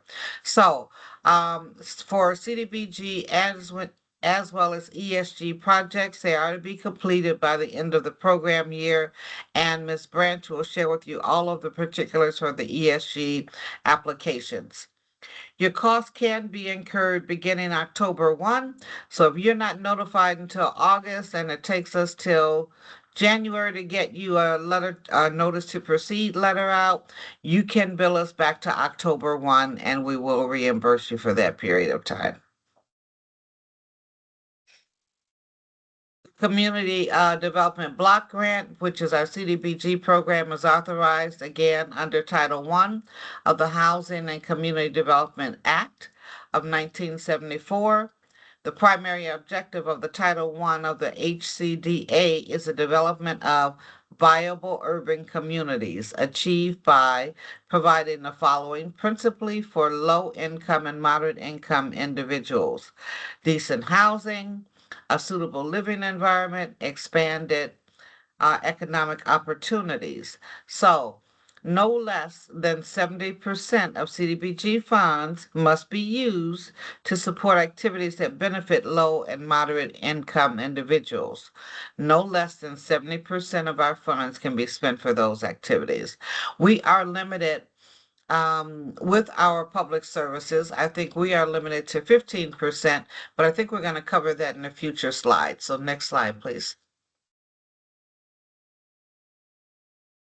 Entitlement communities currently receive CDBG funds as an annual entitlement allocation. They are listed here on your screen. If you are applying in from one of these areas, and are serving the residents of those areas, you are not eligible for Cook County CDBG because those areas get their own dollars. Next slide. The project beneficiaries presumed benefit or an area with greater than 51% low and moderate income. This is for your public service and planning applications. Low and moderate income, you can apply for one project. Our funding cap, you can apply for up to $125,000 this year. And then the funding request minimum is 25. We have received applications that were asking for less than $25,000, I think it was. We had to deny it. It's just not worth the energy that it takes to go through the application and do all for the amount of dollars that were being requested. Do not ask us for $1,250,000. We don't have that. That's all of our funding. We cap you at $125,000. Activities including but not limited to employment services.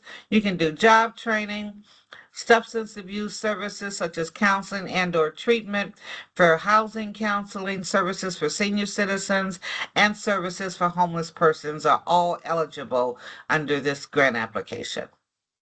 Next slide.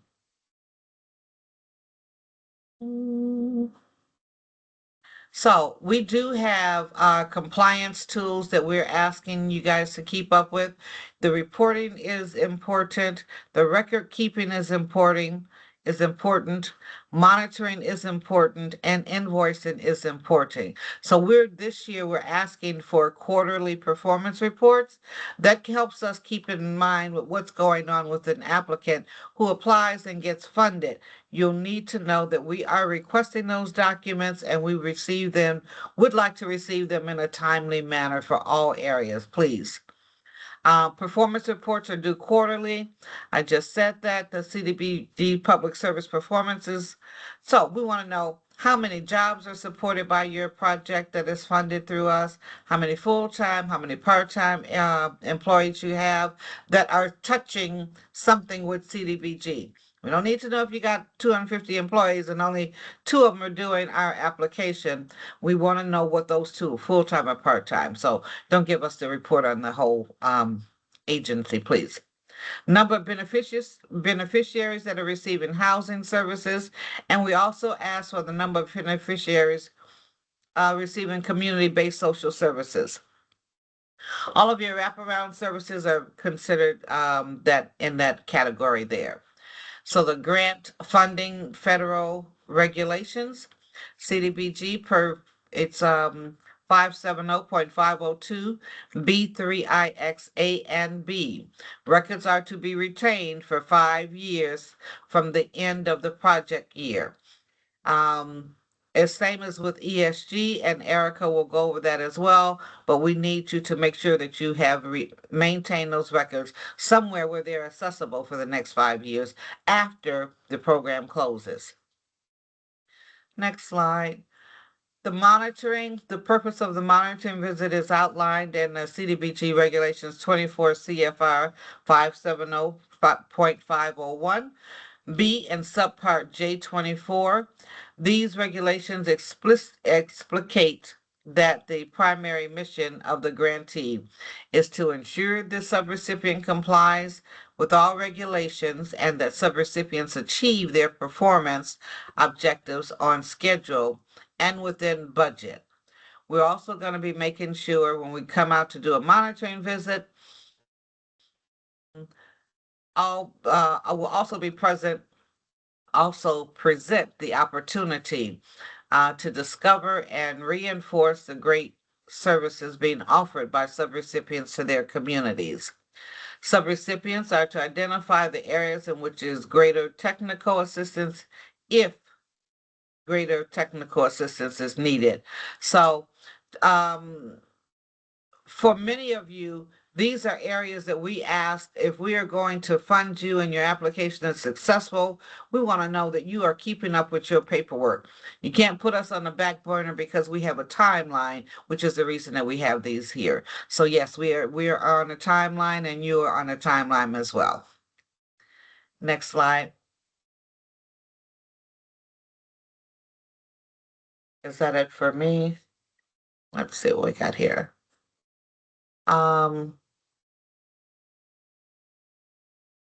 I'm sorry, We are Pam, also, that's not it. yeah, It's stuck. It's okay, stuck no for 1 problem. minute. So I'm gonna just say while we're waiting on the computer to catch up, we also score your applications based on the 100-point scale. Some Correct. areas you get more points for, they are worth more. Some are less. If you forget to submit a document, we're gonna take points away from you. Keep those things in mind. That's basically where most of our hiccups come at during the year or, for not being able to fund an application that was received. Invoicing is equally as important. Your invoicing shall be at least quarterly. We prefer monthly. The sooner you spend the money, provided you're spending the money rightfully, if we grant you an application, we want to make sure that you get your invoices in a timely manner. Now, all invoices shall be no less than $1,000 unless it's just a balance that you have remaining for your grant application. We will accept it less than $1,000. Typically, you guys do much better job than that in the past. So yes, I think that's more for ESG. CDBG Capital Improvement and Public Service Application Guide. The scoring mechanism I just mentioned is on pages 12 and 13. The CDBG Public Service Application PDF is also in there, as well as the Public Service Submission Form. So you'll get an email telling you if you have submitted an application. You don't have to call us and say, did my application come through? You will get an email saying that it was received by us. Trying to see if I'm missing anything else I wanted to mention here. Pam, I did open All in each one of right. those links you can see like Absolutely. So we're going to ask you for the obvious things. So your UEI number, if you were on the call when Sylvia went over, you can get one if you don't have one, but that's the number that we use. If you go to, I think it's sba.org or something like that, you can always get a Hi, UEI Amy. I'm number. so sorry to keep bothering you, but I wanted to know if you could get any challah food to one of the food depositories in Evanston Cheryl, during the you're not on Ramadan. mute. Cheryl, you're Oh, not I'm on so mute. She's talking to us. Okay. She wasn't talking to us, yeah. Right, so this is just a preview Erica was showing us of the application. So we do Submission. require the submission form. So make sure that you get it done. We get a lot of calls. People are following up and inquiring about applications. You probably know as well as we know if your application went through, if all the documents were received. We will send you a letter accepting or denial by August. But you can save yourself a headache if you make sure you go through that as well. All right, I think I'm just about finished. I'm trying to see if there Yes, you were. are. You are. Okay, all right, wonderful. Now, Erica Branch is going to carry on with ESG. Good afternoon, everyone. Once again, Erica Branch, and I'll talk to you a little bit about the Emergency Solutions Grants Program.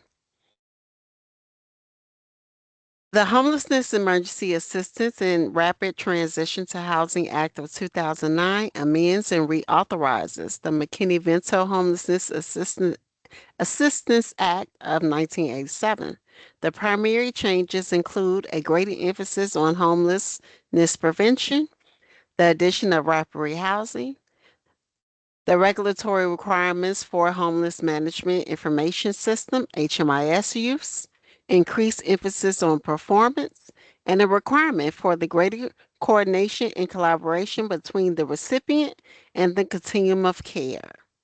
Eligible components of the ESG program are homelessness prevention, rapid rehousing, emergency shelter, street outreach, and HMIS. Eligible program participants, i.e. persons served, must be homeless or at risk of homelessness per 24 CFR Part 576. ESG entitlement communities. Proposed funding applications must serve suburban Cook County, either in its entirety or within a specified location. Please note that organizations solely serving other jurisdictions that receive direct ESG funding, see the list below, or solely serving clients from these jurisdictions are not eligible. You will not be funded. All jurisdictions in Cook County may be served by Cook County's ESG program in this funding year, except for the city of Chicago and the town of Cicero, because they receive their own funding, makes them not eligible for Cook County funding. The reason being, we are only awarded between the areas of $800 and $860,000.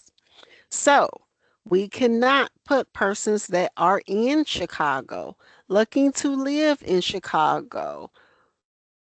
We cannot afford to use Cook County's funding from HUD on those persons because the city of Chicago receives eight times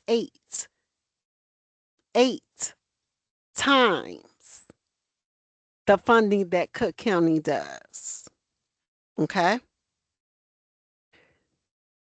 Nonprofit agencies with the 501c3 are eligible to apply for ESG's funding. Units of local government are not eligible for ESG funding. There's an asterisk. Funding request minimums and maximums. Funding request maximum for ESG in the 2026 program year is $125,000. The funding request minimum is $25,000. The asterisk for local government means unless the local government operates a separate 501(c)(3) entity. So you may be the government of Blue Ridge, but Blue Ridge has the Blue Ridge Services Foundation, which is a 501(c)(3).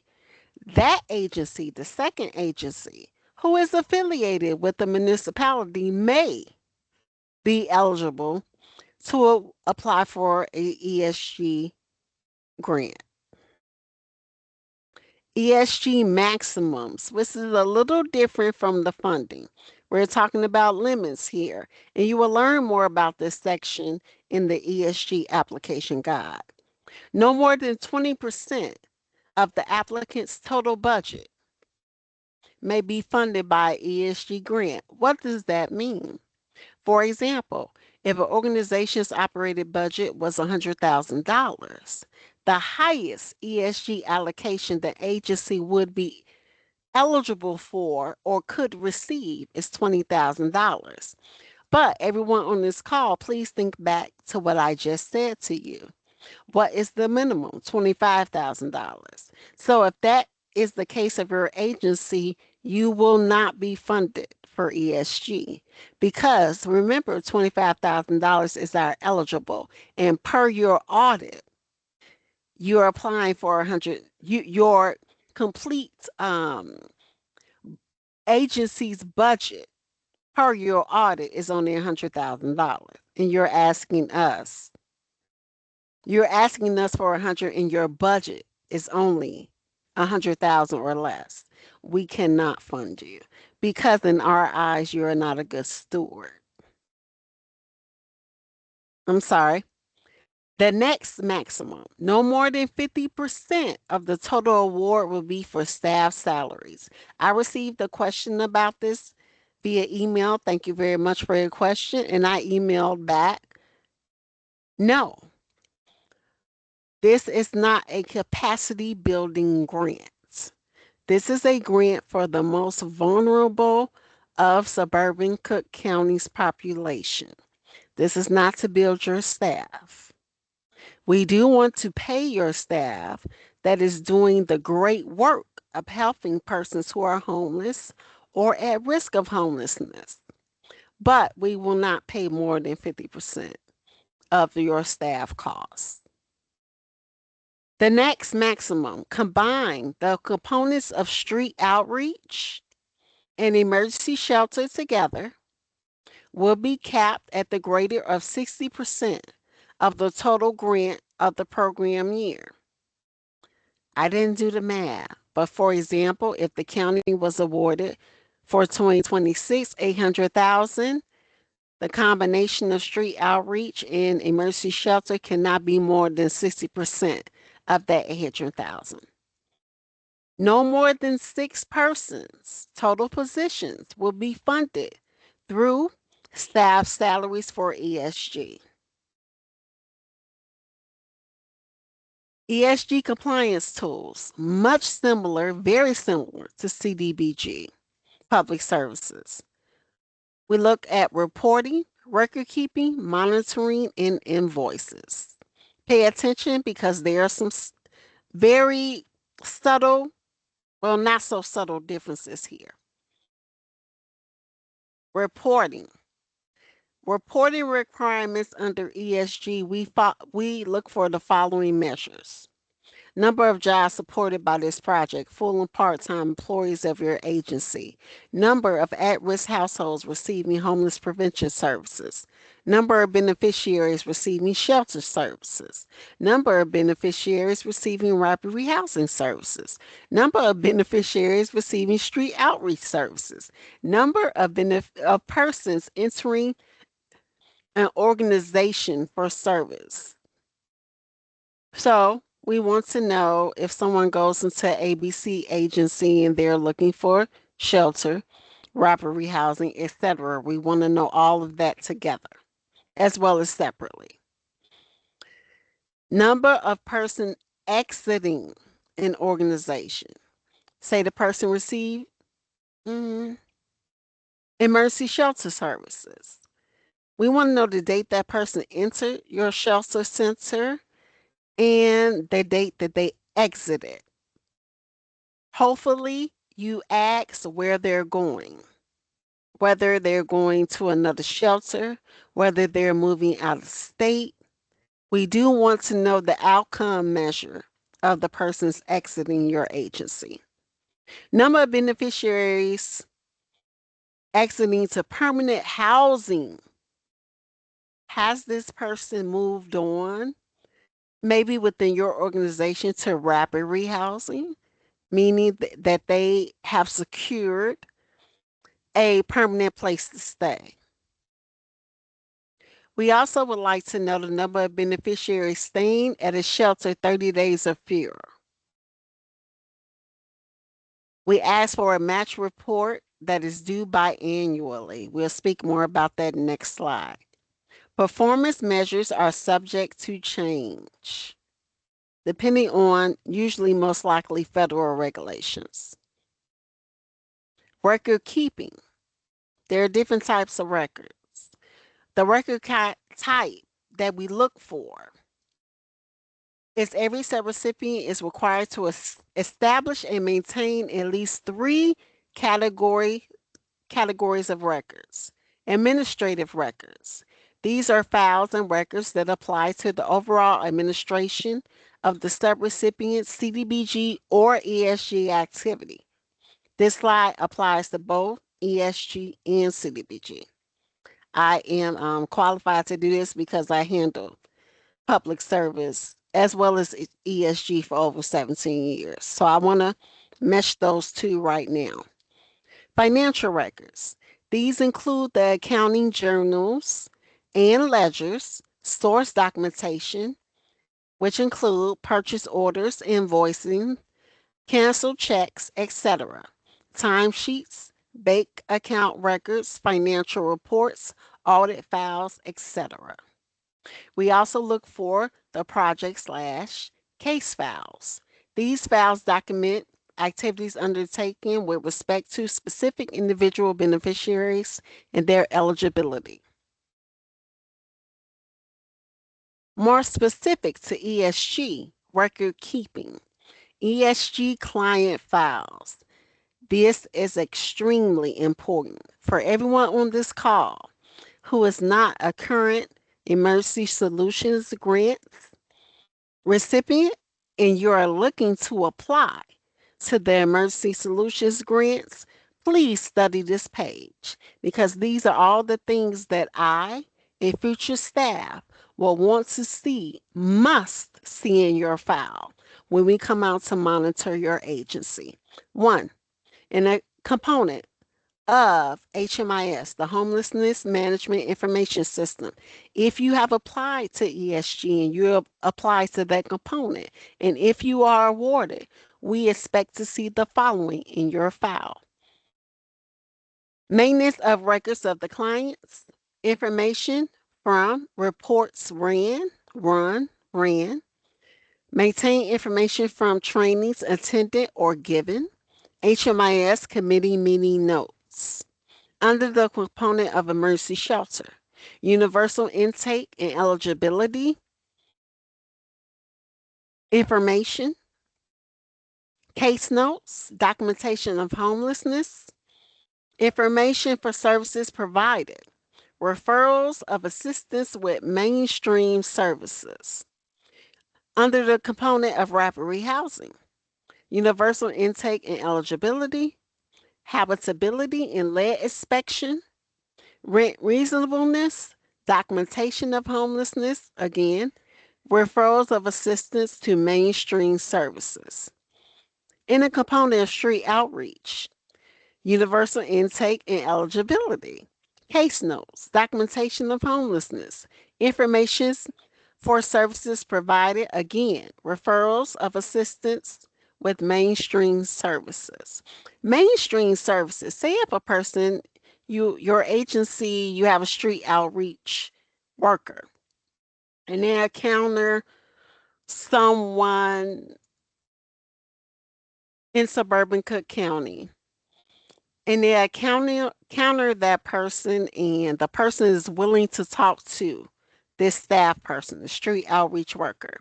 And that worker engage with the person and they get their information and they're able to get this person into the agency system and you're working with this agency now. Now we want to know more information.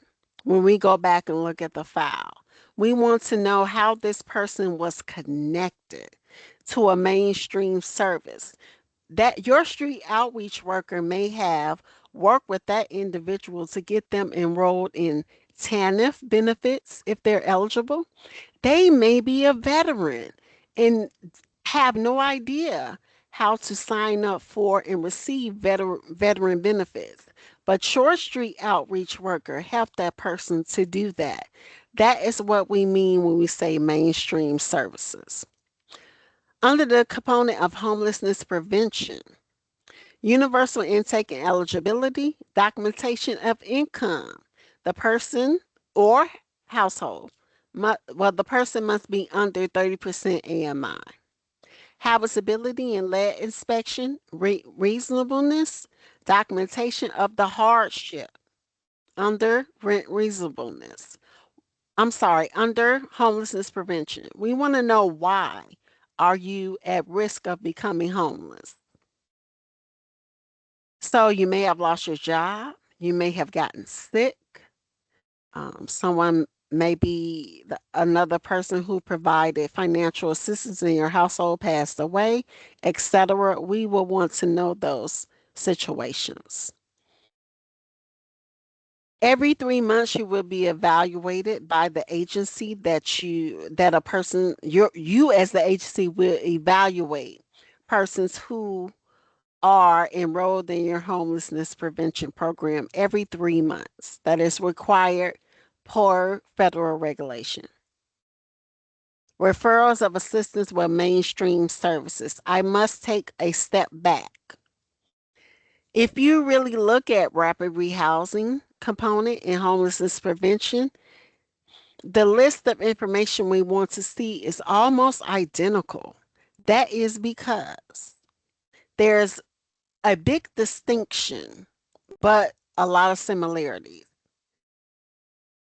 Clients that are enrolled in your rapid rehousing program are literally homeless per hub definition, meaning they are in a position of their living in a place not meant for human habitation, i.e., the streets, their car, doubling up with a friend or family member, you're considered homeless. Um, if you are in a shelter, you are homeless. And you being enrolled in a rapid rehousing program, homelessness is a requirement, literal homelessness per HUD regulation. Homelessness prevention, if you are enrolled in that component, that person must be at risk of homelessness, meaning they are in housing right now. They may have an apartment or they may be in a home. And the homelessness prevention is to keep them permanently housed in place. So the person is not homeless, but they're at risk depending on the documentation of hardship. They have had a hardship. they have encountered a hardship, as I described, may have lost a job, may have gotten ill, lost their job, etc. I almost said next slide, and I'm controlling the slides. I apologize.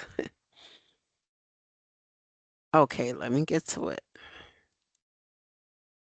Invoicing.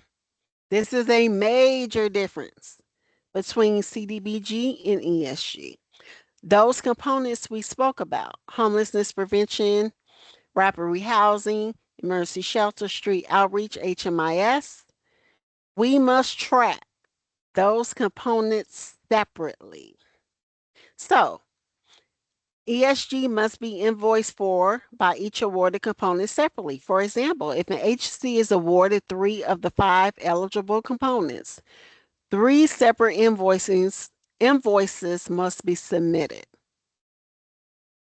So if you were awarded for homelessness prevention, rapid rehousing, and emergency shelter, and you're ready to invoice Cook County for services that you offer and gave to the population, to your clients, you must invoice per component for each. Okay? ESG application materials. First of all, you must start here at your submission form. So the application is available online, and you must submit the submission form first. This is for ESG. I showed you the one for CDBG. You must submit this form completely. This is where, remember we talked about all of those, I can't think of the word, all of the attachments you must submit with your application. Every required attachment must be submitted here. If there's an attachment missing, that's CDBG. Sorry, guys. Let me go back to the presentation. Now we're going to go to the application for ESG. Watch the time. Application. So here you see the checklist. All of the attachments must be submitted. You will lose 15 points for each of the items in the checklist above that are missing from your submitted application package. For more about application scoring, please see the application guide, which we will look at momentarily. I need to tell you all, there may be an agency on this call that applied last year for ESG or even CDBG, and you were not awarded. Some of you were not awarded because these attached documents were not included, or you lost so many points because you missed 3 or 4. If you missed 4, 15, 15, 15, 15, that's 60 points. Our threshold for both CDBG Public Service and ESG that you must meet to be awarded out of 100 points, you must get 65 points. So if you did not did not submit 4 of the requirement documents, you lose 15 points for each of those documents. So automatically off the top, you have lost 60 points. So your award, no matter how glowingly beautiful your application was, you're automatically out the running. Please remember that. Back to the application, back to the presentation. I'm sorry. Application guide. Everyone on this call for CDBG capital improvement, public service, and for ESG, please hear ye. Read this application guide very, very carefully. If not, you of course you can always call if one of us is available, if any staff person is available, they will assist you, but they will have the attitude of, you do know, this is on page 7 of the application guide. But thank you for calling Cook County. But we also want you to demonstrate to us as an agency that you are able to handle this funding. And if you demonstrate early on that you did not read the application guide, we don't want to infer a lot of things from that, but that does infer a lot. Okay? These are the application materials for you guys right here. Next, we will talk about, let me get back here. Make sure. Okay, 2026 funding cycle timeline. You all saw this already with Sylvia. She had a beautiful graphics, wonderful. But this is just written out in the table. Right now, we're here, application webinar. Yay! Applications are due by Friday, March 20th, 2026 at 5 p.m. No exceptions. The application review period by Cook County staff is from March 21st to May 2026 to May 20, the end of May 2026. So from March 21st, 2026 to the end of May 2026. June 4th, 2026 is the expected date that EDAC will review or approve the applications that we recommend to them. Okay. July 2026, it is expected that the Cook County Board will approve recommendations that we recommend to them. In August of 2026, it is expected that awards and denials will be posted. Posted and letters will be mailed to you individually. Primary contacts. First, I must apologize. I did not include our very, very valued um,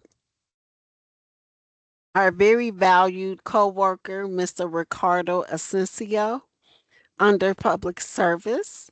But if your agency is awarded, you may see Mr. Asensio under public service, or you may see Miss Pam White, who you just heard from. And you will, in fact, see me if you are awarded under the ESG program. Our secondary contact is our leader, Michelle Cook, the Deputy Director of Community Development for the Department of Planning and Development. We want to thank you all. And let's look at the chat. Hopefully, Philip, you will help me and read any questions we may have, sir. Of course. Thank you, Erica. Thank you. And thank you, Pam. I have a few questions. So one of the simple ones, are organizations located in Hanover Park eligible to apply? Yes. Perfect. And also, I have one clarification. Can you confirm that public service grants need to be submitting their performance reports quarterly this year?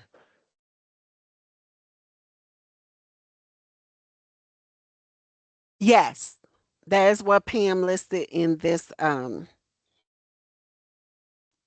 particular presentation. Yes, quarterly this year for CDBG public service. And that was a clarifying question because for everyone here, those who are on the call who were awarded previously in program year 2025, the performance reports were submitted half year. For ESG, the performance reports will remain half year. But for public service, we will go back to quarterly. Yes. Perfect. One question regarding application. Just to confirm, is the racial equity form no longer required? We received word that it was removed from the application, but it is still on the checklist. Yes. The answer is yes. It has been removed from the application. And for those of you who are not aware, that's more of a federal. That is a federal. Yeah. Another question, are previous CDBG awardees posted publicly? If so, can you provide a link? Thank you. Okay. So here's a little trick that those of you who are potential applicants would not know this. Those of you who are on the call who are current recipients of our grants, CDBG or ESG from Cook County, each year in August, um, let me go back. We ask a question. Is your project consistent with Cook County's consolidated plan? So that consolidated plan for 2025 to 29 is called Uplift Cook. So each year for that plan, we must complete what's called an action plan. So we must tell HUD what for the 2026 program we intend to do for the funding of that year. So that is published in August of the grant year for the upcoming year.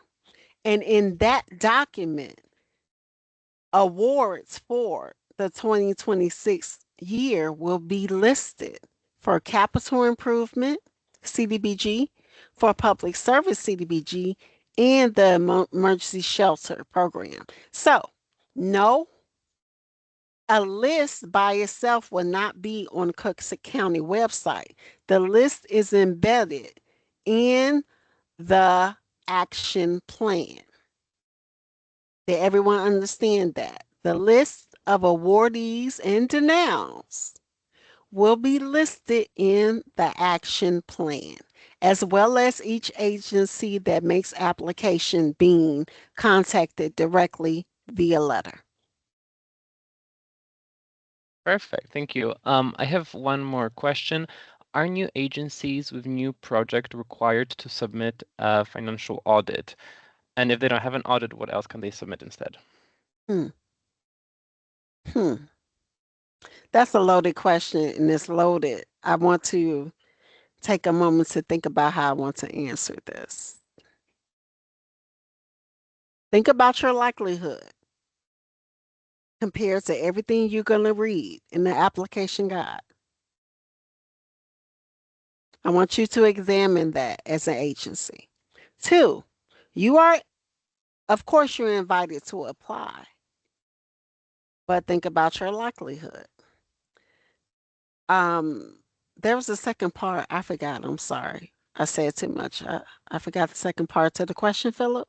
What would suffice? What could Oh, be? yes. Okay. What will suffice? If you are a non-for-profit agency and you're applying under CDBG Public Service or ESG, there's a form called a 990. If you're new, you cannot complete a 990 because you don't have any information to complete it with. So again, I go back to think about your likelihood. But a 990 will be acceptable. Perfect. These are all the questions that we had in the chat. So if anyone else has any questions, feel free to raise your hand, but these are all the ones that were submitted in the chat. Thank you so much, Philip. Thank you all for listening to our presentation. And it is 2:53, and I am more than willing to give you your 7 minutes back. I thank you all for being here. I thank you all for communicating with us and asking us these questions. And happy application going and filling out the application. Now, I want to go back to Laura from the DOF, who will close us out. Oh, lovely. Unexpected, glad I'm here. So we're all very grateful to y'all for participating in today's Cook County Grants Workshop. As we have reiterated through each presentation, these will be posted to each department's respective websites for your review in the future. If you have any questions, please reach out to the identified point of contact for the program that you want to inquire about. We do a good job of directing people toward one another should the outreach, come to me and it needs to go to Sylvia or Erica or Pam, or vice versa. I just want to say happy applying. Thank you all so much. Thank you all. Take care. Bye. Good luck.